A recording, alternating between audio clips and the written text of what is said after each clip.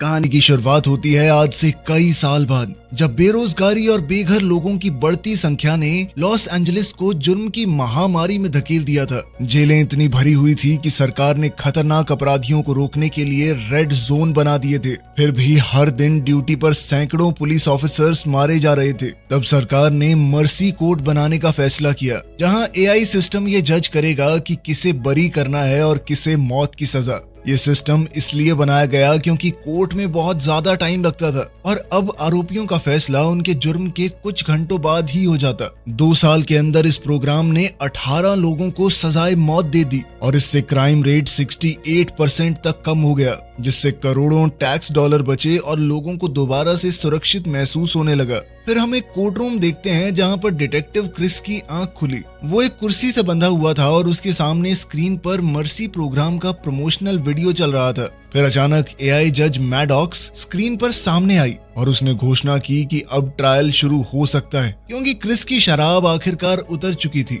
उसने बताया कि क्रिस लगभग 6 घंटे तक बेहोश रहा और साथ ही कहा कि कसम खाओ, जो कहोगे सच कहोगे। जब क्रिस ने बाइबल पर हाथ रख के कसम खाई तो मैडॉक्स ने खुलासा किया कि तुम्हारे ऊपर तुम्हारी पत्नी के कत्ल का आरोप है। बॉडी कैम फुटेज में पुलिस की एक टीम क्रिस के घर में घुसती दिख रही थी। उन्होंने उसकी पत्नी निकोल को जमीन पर खून से लथपथ पड़ा हुआ देखा और उनकी बेटी ब्रिट उसके सामने रो रही थी। निकोल को चाकू मारा गया था और जब पुलिस ने पूछा कि ये किसने किया तो उसने क्रिस का नाम लिया। ये देखकर क्रिस दहशत में आ गया। अपना नाम सुनते ही उसके होश उड़ गए। मैडॉक्स ने बताया कि निकोल को जब चाकू लगा उस वक्त घर में क्रिस के अलावा कोई दूसरा मौजूद नहीं था। अब क्रिस को लगा कि वो झूठ बोल रही है, इसीलिए उसने जब इंटरनेट सर्च किया तो उसे पता चला कि उसका नाम हर एक न्यूज चैनल पर चल गया था। न्यूज में उसकी गिरफ्तारी और मर्सी प्रोग्राम के लिए उसका समर्थन दिखाया गया। असल में क्रिस और उसकी पार्टनर जैक ने ही हत्यारे डेविड को पकड़ा था, जो मर्सी ट्रायल का पहला क्रिमिनल था। फिर मैडॉक्स ने क्रिस से पूछा कि तुम कोर्ट में क्या कहना चाहते हो, तो क्रिस ने कहा कि मैं बेकसूर हूँ। लेकिन मैडॉक्स ने सबूतों को एनालाइज करके ये नतीजा निकाला कि उसके अपराधी होने की संभावना 97.5% है। उसे बताया गया कि अगर फांसी से बचना है तो इस नंबर को 92% तक लेकर जाओ और अपनी सफाई देने के लिए उसके पास सिर्फ 90 मिनट हैं। इसके लिए उसे शहर के हर एक कैमरा, हर एक डेटाबेस का एक्सेस दे दिया गया और साथ ही वो शहर में रहने वाले किसी भी इंसान के डिवाइस को कनेक्ट कर सकता है। अगर वो हार गया तो जिस कुर्सी पर बैठा है यही उसे जबरदस्त झटका दे के मार देगी। फिर जैसे ही स्क्रीन पर टाइमर शुरू हुआ तो मैडॉक्स ने सबूत दिखाने शुरू कर दिए। उसके मुताबिक क्रिस सुबह 8:51 पर काम पर पहुंचा, लेकिन वो अपनी गाड़ी से बाहर नहीं निकला बल्कि सीधा घर चला गया। लेकिन निकोल ने दरवाजा खोलने से मना कर दिया और कहा कि जो बात करनी है अपने लॉयर से कहना, वो मुझ तक पहुंचाएगा। इस बात से गुस्सा होकर क्रिस ने कैमरा पर मुक्का मारा और फिर अपनी चाबी से दरवाजा खोल लिया। दरवाजा बंद होने से पहले निकोल ने उसे बाहर निकालने की कोशिश की थी। फिर मैडॉक्स ने फुटेज फास्ट फॉरवर्ड की और बताया कि क्रिस 26 मिनट तक घर के अंदर रहा। इसके थोड़ी देर बाद ही उनकी बेटी ब्रिट अपनी दोस्त के घर से वापस आई और जोर से चीख उठी। इन्वेस्टिगेशन के हिसाब से निकोल को एक राइट हैंडेड आदमी ने चाकू मारा था। इसके गहरे घाव ने उसकी रीढ़ की हड्डी को नुकसान पहुंचाया और साथ ही उसके लिवर को छेद दिया था। सिर्फ इतना ही नहीं, क्रिस के कपड़ों पर निकोल के खून के ताजे निशान थे। अब घर से निकलने के बाद क्रिस बार में शराब पीने गया, मगर वो बार बार कह रहा था कि ये सब झूठ है। लेकिन बार की सिक्योरिटी कैमरा फुटेज में साफ दिख रहा था कि क्रिस बहुत ज्यादा नशे में डूबा हुआ था। वो कुछ पुलिस वालों से झगड़ भी रहा था क्योंकि वो उसे गिरफ्तार करने की कोशिश कर रहे थे। आखिरकार पुलिस वालों ने उस पर टेजर का भी इस्तेमाल किया, लेकिन इतना सब होने के बाद भी क्रिस रुका नहीं। वो बिल्डिंग से भागकर बाहर निकला और एक आदमी की गाड़ी चुराने की कोशिश की, लेकिन पुलिस वालों ने उस पर झपट्टा मारकर उसे गिरा दिया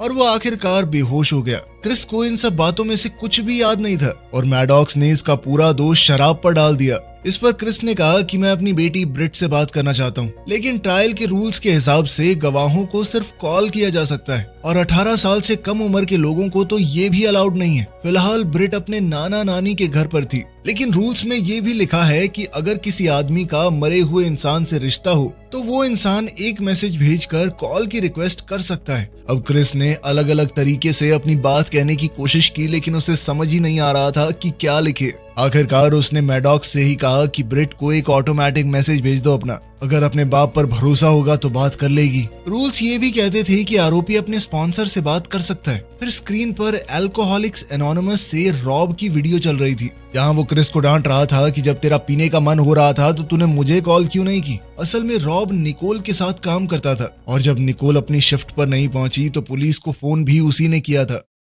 इसके बाद मैडॉक्स ने उन दोनों के रिश्ते की पूरी प्रोफाइल दिखाई। क्रिस और निकोल 20 साल पहले प्यार में पड़ गए थे और फिर 3 साल बाद उन्होंने शादी भी कर ली, जिसके लगभग 1 साल बाद ब्रिट पैदा हुई। उनकी जिंदगी खुशहाल चल रही थी, मगर फिर क्रिस का पार्टनर रे ड्यूटी के दौरान मारा गया, जिसके बाद क्रिस दोबारा से शराब की लत में पड़ गया। ये चीज धीरे धीरे उनके परिवार को तोड़ रही थी। आखिरकार निकोल ने तलाक के बारे में सोचना शुरू कर दिया। उसके परिवार और दोस्तों को भेजे गए मैसेजेस से पता चला कि पिछले 6 महीनों में क्रिस 57 बार अपना आपा खो चुका था। फिर एक और वीडियो में ब्रिट एक लड़के से बात करती हुई दिख रही थी, जिसे क्रिस बिल्कुल भी पहचान नहीं पाया। तब पता चला कि ब्रिट के सीक्रेट सोशल मीडिया अकाउंट थे, जहां वो अपनी पार्टी आउटफिट पोस्ट करती थी। वो अपनी दोस्त को बता रही थी कि उसकी माँ रो रही है। उसके पापा अक्सर दारू पीने के बाद गुस्से में आ जाते हैं। इसी बीच ब्रिट ने क्रिस को कॉल किया और बुरी तरह रोने लगी। क्रिस ने उसे यकीन दिलाया कि मैंने माँ को नहीं मारा, मुझे गलत गिरफ्तार किया इन्होंने। लेकिन अफसोस ब्रिट के नाना ने उससे जबरदस्ती फोन कटवा दिया। फिर मैडॉक्स ने क्रिस को याद दिलाया कि तुम्हारे पास 1 घंटा और 8 मिनट बचे हैं। फिर क्रिस ने तुरंत जैक को कॉल किया, जो अभी भी निकोल के क्राइम सीन पर काम कर रही थी। क्रिस ने स्क्रीन पर सारी केस फाइल्स को चेक किया और फिर जैक से कहा कि मुझे घर का हर एक कोना दिखाओ।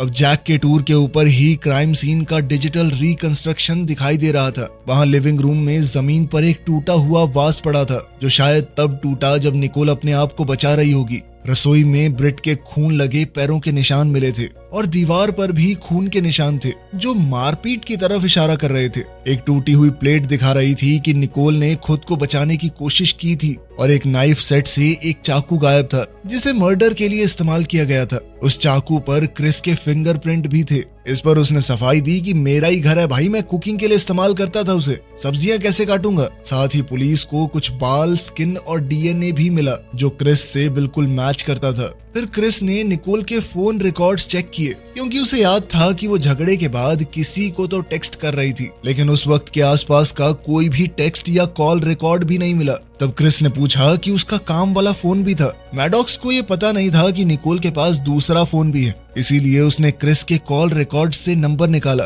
और उस पर फोन किया। उधर घर में जैक को कहीं से रिंगटोन सुनाई दी। वो उस आवाज का पीछा करते हुए बाहर खड़ी एक गाड़ी तक जा पहुंची। उसने गाड़ी का शीशा तोड़ दिया और निकोल के फोन को बाहर निकाला, लेकिन तब पता चला कि ये फोन तो रजिस्टर्ड ही नहीं है। इस फोन का उनके पास कोई रिकॉर्ड नहीं था। इस बरामद किए गए फोन से पता चला कि इस फोन से सिर्फ एक ही नंबर को कॉल और टेक्स्ट भेजे गए थे और वो नंबर भी इसी तरह ब्लैक मार्केट से खरीदा गया था, वो भी रजिस्टर्ड नहीं है। मैडॉक्स ने उस खुफिया नंबर पर कॉल किया, लेकिन जैसे ही सामने वाले ने उसकी आवाज सुनी, उसने तुरंत फोन काट दिया। मगर इतना काफी था लोकेशन को ट्रैक करने के लिए। और फिर जैक अपनी फ्लाइंग बाइक पर वहां के लिए निकल पड़ी। इंतजार करते हुए मैडॉक्स को एहसास हुआ कि क्रिस पहले से ये बात जानता था कि निकोल कुछ तो छुपा रही है, और इस पर उसने बताया कि तुम्हारे अपराधी होने की परसेंटेज अब 0.1% कम हो चुकी है।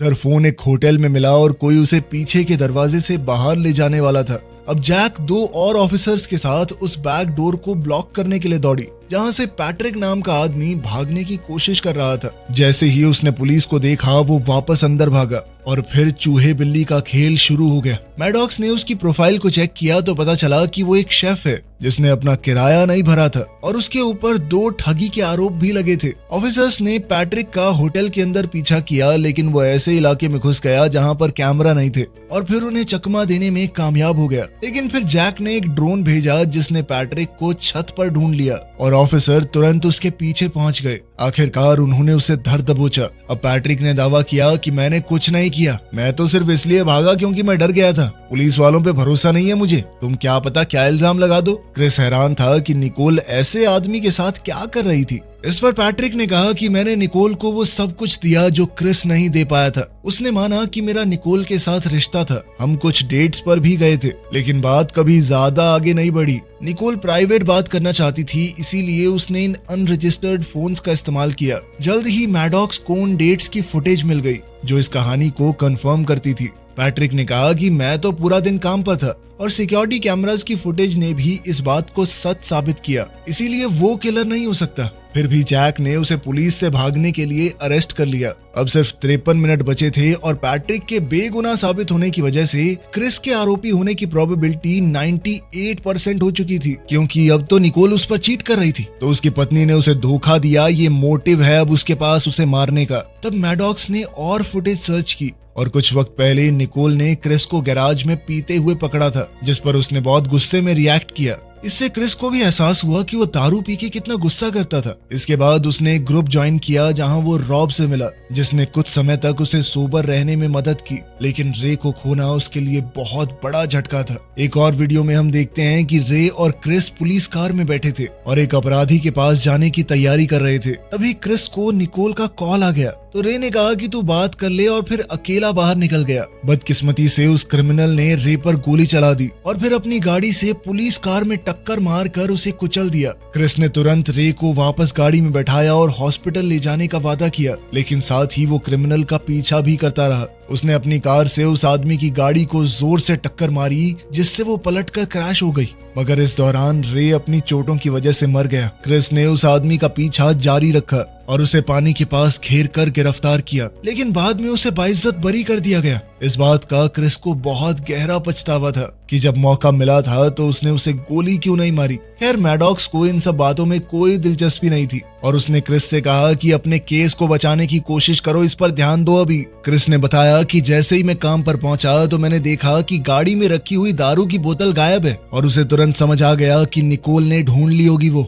इसीलिए मैं सीधा घर पे गया था। घर में दोनों के बीच में तेज बहस हुई थी और गुस्से में मैंने वो वास तोड़ दिया था जो निकोल को बहुत पसंद था। वास के टूटे हुए टुकड़ों से निकोल को चोट लग गई, इसी वजह से उसके कपड़ों पे थोड़ा सा खून मिला था, लेकिन उसके बाद क्या हुआ मुझे कुछ भी याद नहीं है। अब वो खुद सोचने लगा कि कहीं उसने ही निकोल को मार तो नहीं दिया। मैडॉक्स ने उसे याद दिलाया कि तुम्हारे पास सिर्फ 43 मिनट बचे हैं, तुम्हारे पास सारे टूल्स अवेलेबल हैं, पता लगाना है तो लगाओ ना।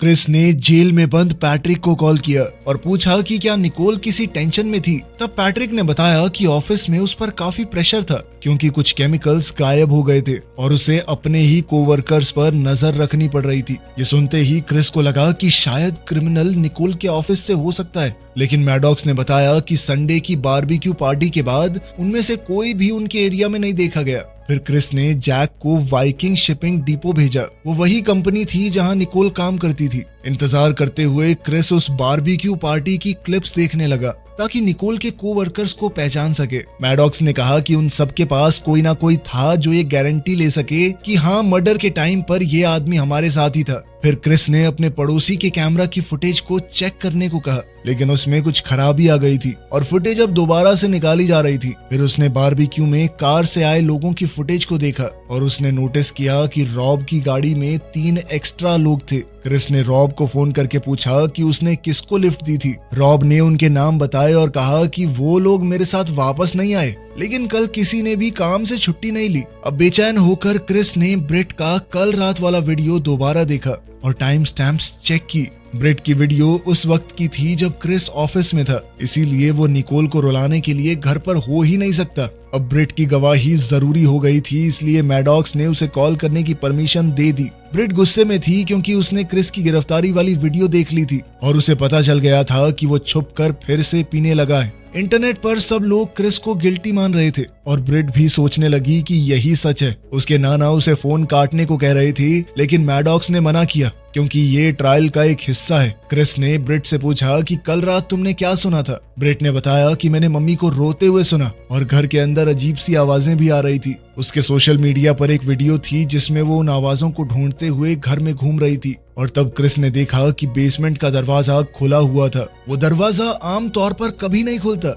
इस पर ब्रिट ने कहा कि वो कल रात बेसमेंट में गई ही नहीं थी। फिर क्रिस ने मैडॉक्स से तुरंत इमेज क्लियर करने को कहा और तब उन्हें दरवाजे पर एक हाथ नजर आया। इसका मतलब ये था कि बारबेक्यू का एक मेहमान पार्टी के बाद गया ही नहीं था और 2 दिन से बेसमेंट में छुपा हुआ था। उस रहस्यमयी आदमी को पहचानने के लिए उन्होंने निकोल की कंपनी के सर्वर चेक किए। ईमेल्स देखते हुए क्रिस को पता चला कि कोई तो नकली स्टॉक रिकॉर्ड्स बना रहा था ताकि पिछले 6 महीनों में गायब हुए 300 किलो केमिकल्स को छुपाया जा सके। वो केमिकल यूरा ग्रेन्युलस था जो फर्टिलाइजर और डर्मेटोलॉजिकल प्रोडक्ट था। वो रेड जोन्स में कुछ बेहद खतरनाक गैर कानूनी चीजें बनाने में काम आता था। फिर क्रिस ने देखा कि एक ईमेल में निकोल को डॉक्स पर मिलने को कहा गया था, इसलिए क्रिस ने उस मीटिंग का सिक्योरिटी फुटेज निकाला। फुटेज में निकोल को होल्ट के साथ बहस करते हुए देखा गया, जहां होल्ट कह रहा था कि पुलिस के पास मत जाना, मुझे कुछ और दिन दे दो, मैं सब सही कर दूंगा। मगर निकोल ने मना कर दिया क्योंकि उसकी अपनी नौकरी दांव पर लगी हुई थी और गुस्से में होल्ट अपना सामान इधर उधर फेंकने लगा।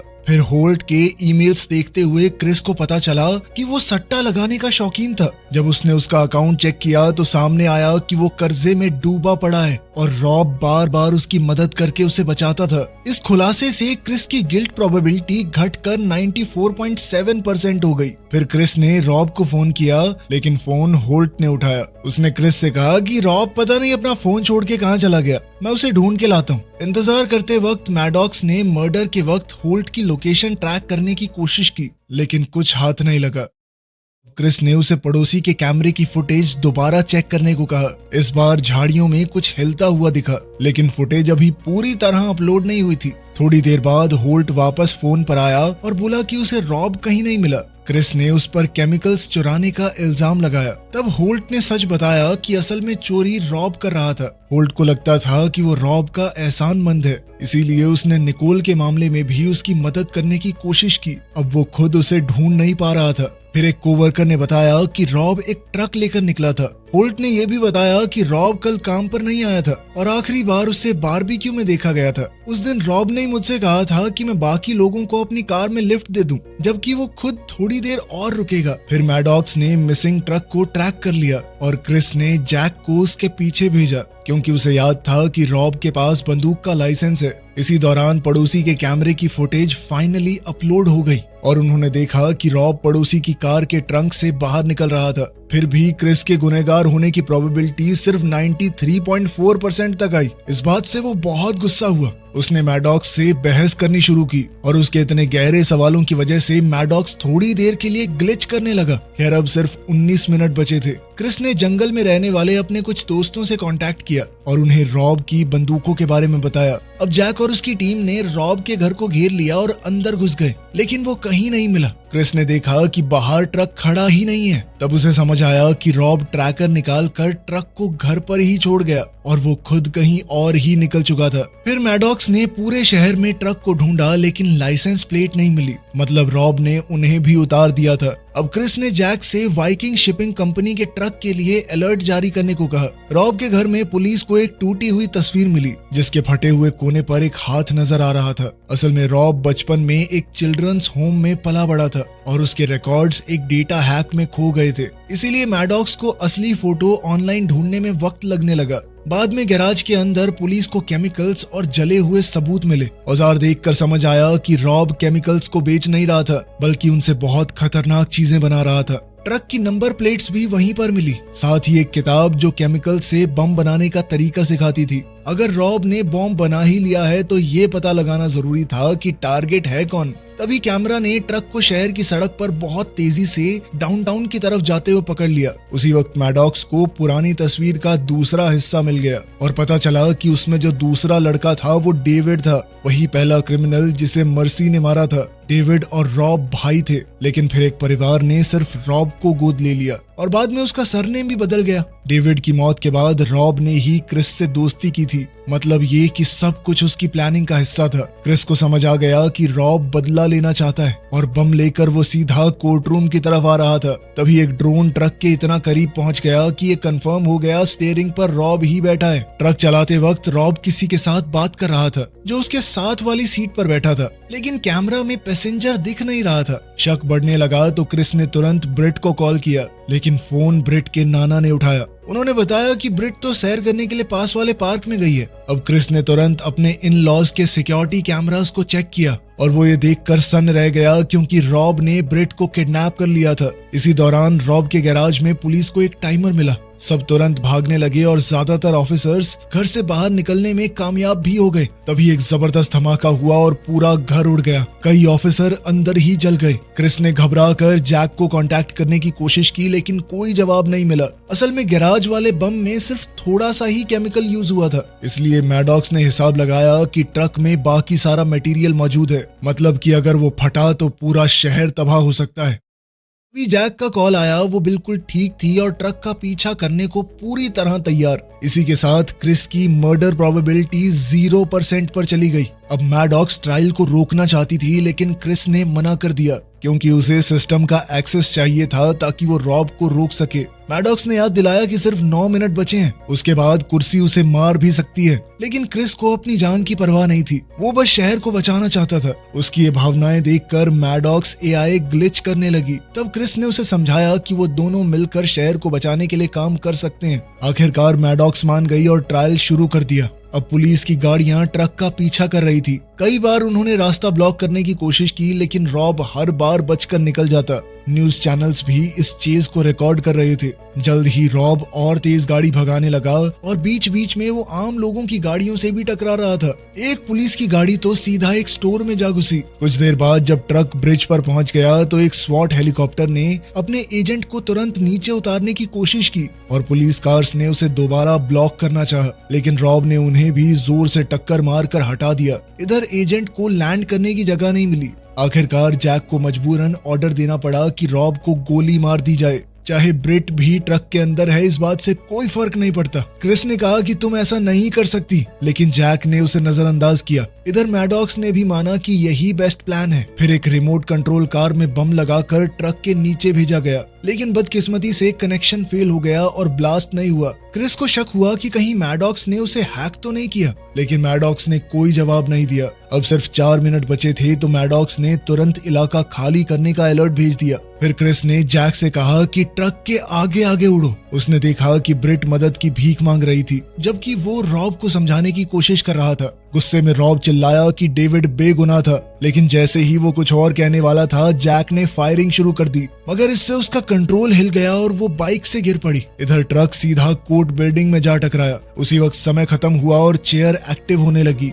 मैडॉक्स का सिस्टम पावर कट होने की वजह से स्पेयर बैटरी पर चल रहा था, इसीलिए वो तुरंत काम नहीं कर पाई। फिर लॉबी में रॉब ने ब्रिट को ढाल बनाकर जो भी गार्ड उसके सामने आए उन पर गोलियां चलाई। अब आखिरी 10 सेकंड बचे थे और तभी चेयर एक्टिवेट होने लगी। क्रिस मदद के लिए चीखने लगा। उसी पल मैडॉक्स वापस ऑनलाइन आ गई और उसने ऐन वक्त पर ट्रायल को रोक दिया। इसके बाद क्रिस एलिवेटर से लॉबी में पहुंचा। उसने एक मरे हुए गार्ड की वेस्ट उठाई और पहन ली। फिर उसने मैडॉक्स से कहा कि डेविड के बारे में पूरी जानकारी निकालो। इधर वो रॉब को शांत करने की कोशिश कर रहा था, लेकिन रॉब ने अचानक से डेटोनेटर निकाल लिया। जैसे ही वो बटन दबाने वाला था, अचानक मैडॉक्स एक स्क्रीन पर सामने आई और उसने रॉब को मौका दिया कि वो अपने भाई का नाम साफ कर सके। तभी रॉब ने कसम खाकर कहा कि मर्डर के वक्त वो डेविड से फोन पर बात कर रहा था, लेकिन मैडॉक्स ने तुरंत जवाब दिया कि जब डेविड लाश के पास मिला था तब उसके पास कोई फोन नहीं था। तभी रॉब और मैडॉक्स के बीच में तेज बहस शुरू हो गई। इसी बीच ब्रिट ने हिम्मत करते हुए रॉब के हाथ पर जोर से काट लिया और खुद को छुड़ाने की कोशिश की। मौका मिलते ही क्रिस रॉब पर झपट पड़ा और दोनों डेटोनेटर के लिए झगड़ने लगे। रॉब लगातार अपनी बंदूक से फायरिंग करता रहा, लेकिन क्रिस ने लड़ाई के दौरान डेटोनेटर की कुछ तारें खींचकर उसे डिसेबल कर दिया। फिर उसने जोर से लात मारकर बंदूक रॉब के हाथ से गिरा दी। अब क्रिस ने तुरंत बंदूक उठाई और रॉब पर तान दी। उसकी आंखों में गुस्सा था, निकोल का बदला लेने की बेचैनी थी, लेकिन ब्रिट रोते हुए उसे रोकने लगी और कहने लगी कि प्लीज ऐसा मत करो पापा। क्रिस एक पल के लिए रुक गया। उसी पल रॉब दोबारा से चिल्लाया कि मैं मर्डर के वक्त उसके साथ फोन पर था और उसने पुलिस चौकी में कॉल भी की थी। लेकिन तभी अचानक जैक ने गोली चला दी और वो सीधा रॉब को लगी। क्रिस ने तुरंत जैक को रोका कि कहीं वो दोबारा फायर करके उसे खत्म ना कर दे। इधर जमीन पर पड़ा रॉब हिचकिचाते हुए बोला कि उसने पुलिस थाने में एक औरत से बात की थी जिसने वादा किया था कि वो डेविड की कॉल हिस्ट्री चेक करेगी। मतलब जिसने भी डेविड को अरेस्ट किया वो सच जानता था। अब मैडॉक्स ने तुरंत पुलिस स्टेशन के कॉल रिकॉर्ड्स चेक किए और ये कंफर्म किया कि किसी ने रॉब की हिस्ट्री देखी तो थी और डेविड के साथ वो कॉल पर था। तभी क्रिस को अचानक याद आया कि डेविड को अरेस्ट करने वाली ऑफिसर तो जैक ही थी। उसने गुस्से में जैक से सच पूछा मगर वो चुप रही, लेकिन मैडॉक्स अब उसकी हिस्ट्री स्कैन कर रही थी। तब ये खुलासा होता है कि डेविड का फोन एविडेंस बॉक्स में था, लेकिन जैक ने उसे वहां से निकाल कर नदी में फेंक दिया था। आखिरकार जैक ने ये कबूल कर लिया कि मैंने ही ये सब कुछ किया था। उसका कहना था कि वो पब्लिक को दिखाना चाहती थी कि मर्सी सिस्टम काम करता है और शहर को सुरक्षित रखना जरूरी है। इस पर क्रिस ने कहा कि शहर को सिर्फ सुरक्षा नहीं, इंसाफ भी चाहिए। फिर उसने बाकी ऑफिसर्स को ऑर्डर दिया कि जैक को अरेस्ट किया जाए। आखिरकार सब कुछ खत्म होने के बाद क्रिस भागते हुए अपनी बेटी के पास गया और उसे गले लगा लिया। दूसरी तरफ मैडॉक्स को एहसास हुआ कि उसने एक बेगुनाह आदमी की जान ले ली थी। वो खुद से पूछने लगी कि उसने ये क्या कर दिया। तब क्रिस ने शांत आवाज में कहा कि इंसानों की तरह एआई भी गलती कर सकती है और तुम्हें भी अपनी गलती से सीखना चाहिए। वीडियो पसंद आई तो लाइक कर देना, चैनल को सब्सक्राइब कर लेना। मिलते हैं अगली वीडियो में।